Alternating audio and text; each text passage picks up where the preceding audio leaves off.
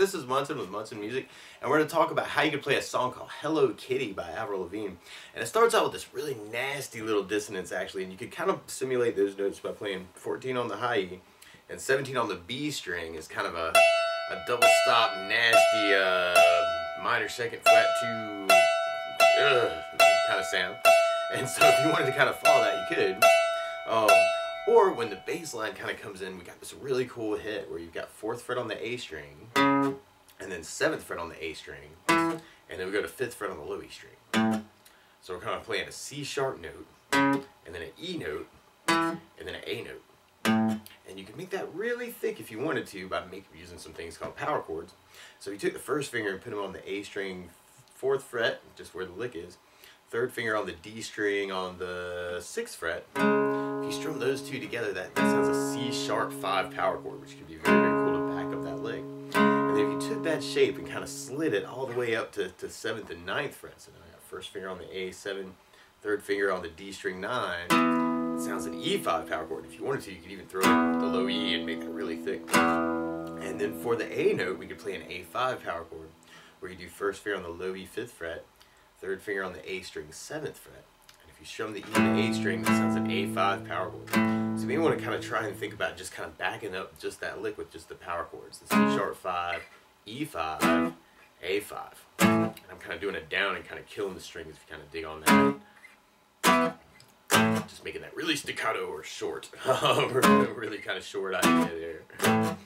Or if you wanted to, if you're just backing up your voice, you could kind of use some different strummings too, and you could kind of do almost like a 4 down count on the C sharp, 4 on the E, and then kind of an 8 down on the A. C sharp 5, E5, A5. Or if you want to make it even thicker, you could use bigger chords. So if you wanted to on that C sharp note, you could do a C sharp minor chord, where you do 1st finger across the entire 4th fret, 2nd finger on the B string 5th fret, 3rd finger on the D6, pinky on the G6. If you strum all those together, that sounds a C sharp minor chord. It's really groovy. Now you could also kind of lift off the pinky, make it a C sharp minor 7. That's really, really good.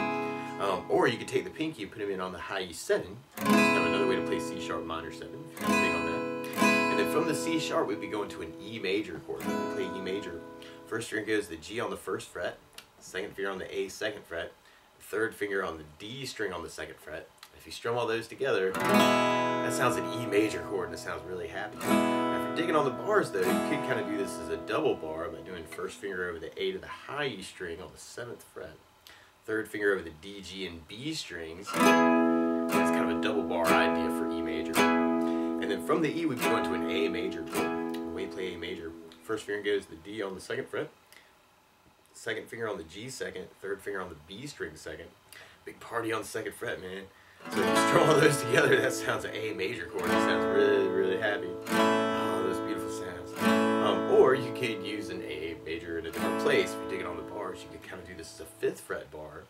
2nd finger on the G6, 3rd finger on the A7, pinky on the D7. Kind of work that for your A major. So you could kind of even work that with the hit idea, kind of that C sharp minor, E, A, and make it really thick, right? C sharp minor, E, A, and kind of working it that way.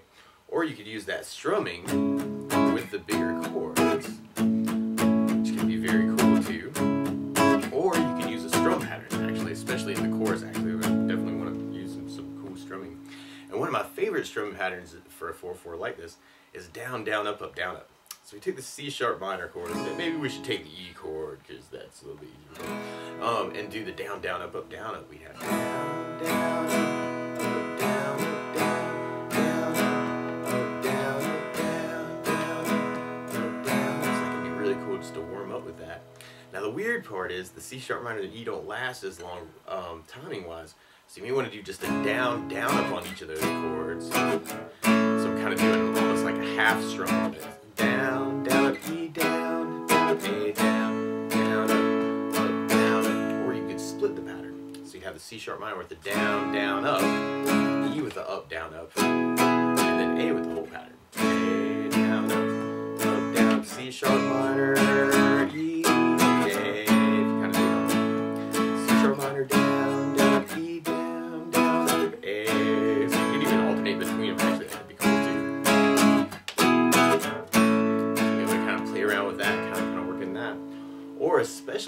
the chorus, actually, we definitely want to use something called a 16th note strum pattern.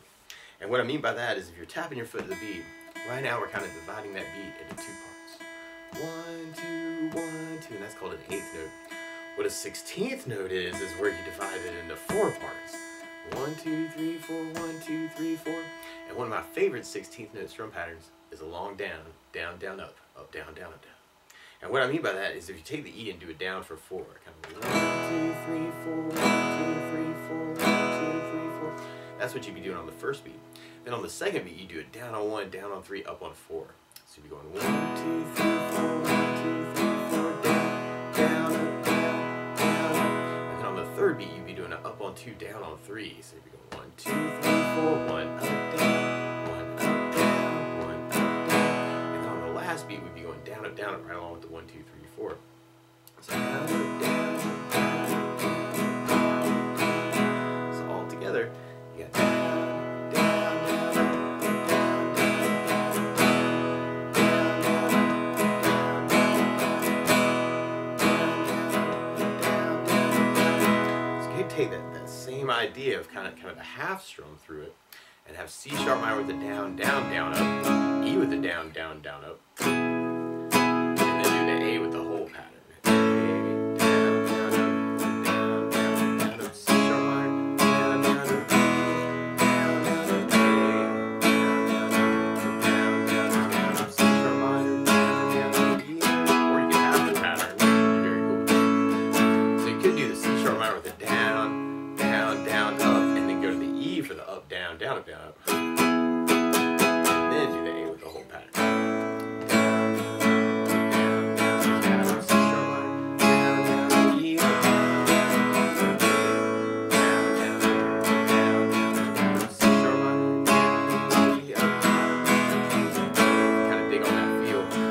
Cool if you're doing it out solo or you're trying to experiment with some different ways to kind of do it.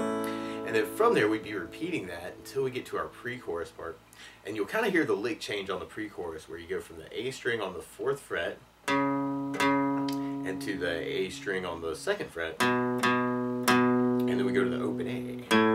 And you could kind of back that up with power chords too. So you could do first finger on the A string on the 4th fret, 3rd finger on the D6, using the C sharp 5 for the C sharp idea. And you can take that idea and kind of slide it down 2 frets. So now I got first finger on the A 2nd, 3rd finger on the D 4th. If you strum the A and the D together on that, that sounds a B5 power chord, which could be very, very cool for that lick.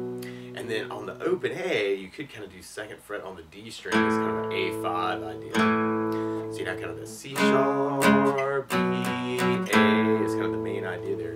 Now you could also play this up higher. You know, and instead of working off the 4th fret on the A, you could work off the 9th fret on the low E and kind of add in the 3rd finger on the A string 11 for C sharp 5, if that's easier for you to kind of get to. And then we could slide it down to 7th fret on the low E string, kind of a B5 idea. And then end up on the 5th fret on the low E for the A idea. So if you wanted to, you could even kind of move that lick too. C sharp, B, A, C sharp, B, A. You could even fill that in with the downs, or the down, down, up, down, up. Or you could adjust it a little bit.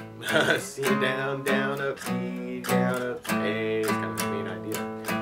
Or if you want to kind of dig in on the bigger chords, you could use a B major chord for the B idea and have the C sharp minor. And if you take the bar and kind of go down to 2nd fret, 3rd finger over the D, G, and B string, it's kind of a double bar idea, kind of like the E we were doing. That's one way to play B major. Or you could even kind of use this as a bar if you kind of dig in this on as a 7th fret bar. 2nd finger on the G, 8th, 3rd finger on the A, 9, pinky on the D9. It's kind of a C sharp or a B major chord. And if you wanted to, you could even kind of take that bar idea and work it from the 9th fret we were talking about. Kind of a C sharp minor is if you do bar on 9s, 3rd on the A, 11, pinky on the D11 for a C sharp minor. That way you could just slide it down into the B major, slide it down into the A major. So you may kind of dig on that too, kind of just using those other voicings. Digging on that kind of C sharp minor with the down, down, up, and B with the down, up, down, and then you may want to anticipate the A with the up, down, up, down, up. Just rhythmically, that might be kind of cool. C sharp minor, B, A, down, up, C sharp minor, down, up, B, down, A on the up, down, up, down, up.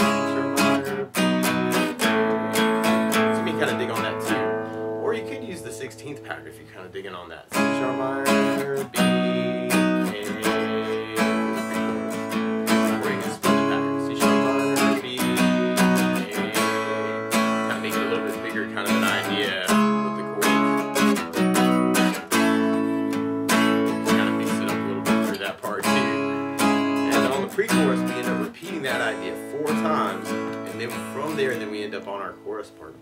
And our chorus actually just kind of revolves around the C sharp minor. You can do that any of those ways, actually kind of doing the downs, or you can do the down, down, up, up, down, up, or you can use the 16th pattern. It really kind of feels more like the 16th through that part. And you'll hear these cool little keyboard licks actually kind of come out, where you could kind of take 4th on the high E and slide it to 7th fret.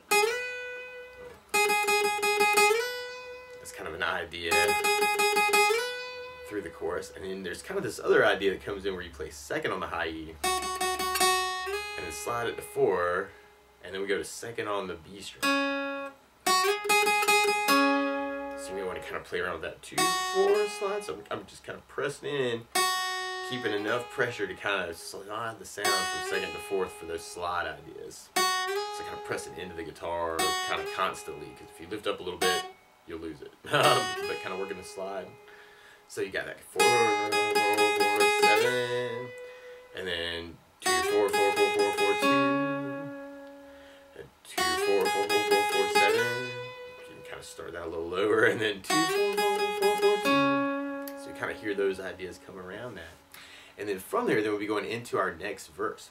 Now, one other thing I think about adding to the song, though, is bass notes. And a lot of times on that first down, up, the down, down, up, down, up, or the down, down, down, up, down, down, up, down, you can throw in a bass for the chord. So on the C sharp minor, you have the A for the bass. On the B, you have the A for the bass. And on the A, you have the A for the bass, unless you're doing the 9th fret bar for the C sharp minor, the 7th fret bar for the E, or the 5th fret bar for the A, and then on the E, we'd have the low E string for the bass, kind of on that chord. So if we tried kind of adding basses to our verse, we have that C sharp minor, E with low E bass, A, C sharp minor, E, A. We could add basses in kind of half the pattern. Still work it that way, but kind of dig on that with the bass down, up, down, up. Or you could add basses to the 16th pattern. And you could kind of work it as a bass, down, down, up, down, down, up, down, or bass, bass, down, down, up, down, down, up, down, or bass, bass, down, down, up, bass, down, up, down. Can all be cool variations. So we tried it that way. You can kind of even work to that kind of halving idea for the C sharp minor and the E. Let me kind of dig on that C sharp minor and A bass.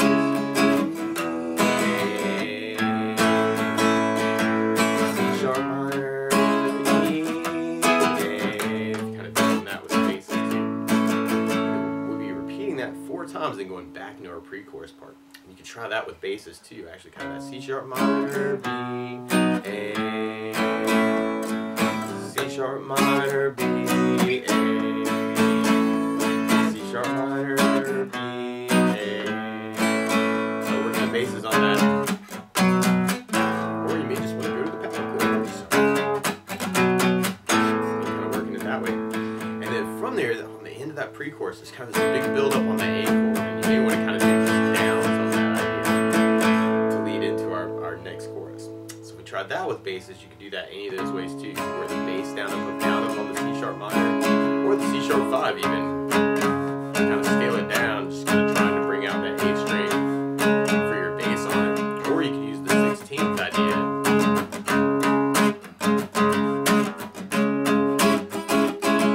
Or you can mix it up a little bit with that part. And then from there, then we kind of go into our bridge part, which is kind of a continuation of the C sharp minor idea. And you'll hear this cool little rhythm in there, kind of that down, down, down, down,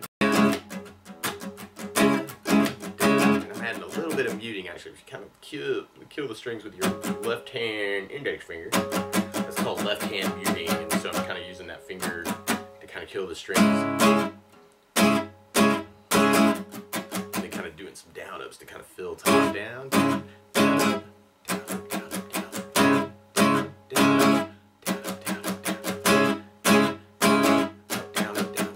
So you may want to play around with that too. And you'll hear this cool little chromatic line. And actually, I think if I was playing that out, as you're on the C sharp minor, at the very, very end, we've got the build up. You want to think about taking that shape and sliding it up the neck. I'm just kind of moving that up, and you'll hear this cool little chromatic line. And I just really think about doing some kind of crazy build up, even if you're doing just down ups on it. Kind of trying to take the C sharp shape or the C sharp 5 shape.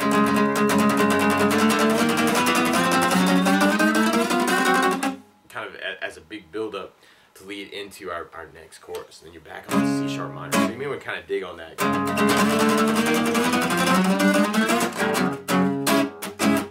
of coming in, backing on the chorus might be kind of a cool way to kind of work that.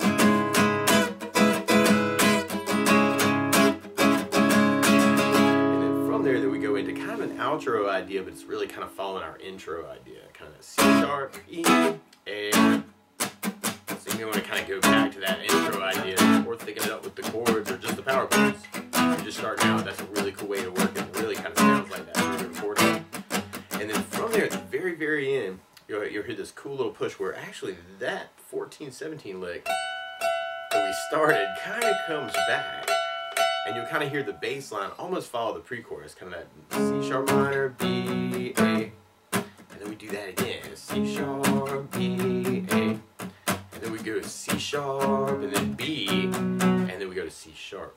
So you may kind of dig on that for the outro. C sharp minor, B, A. And C sharp minor, B, A. C sharp minor, B, C sharp. Kind of dug on the slide there too. So you may want to kind of think about using that for the outro. But that's the basics of how you can play Hello Kitty by Avril Lavigne. So good luck!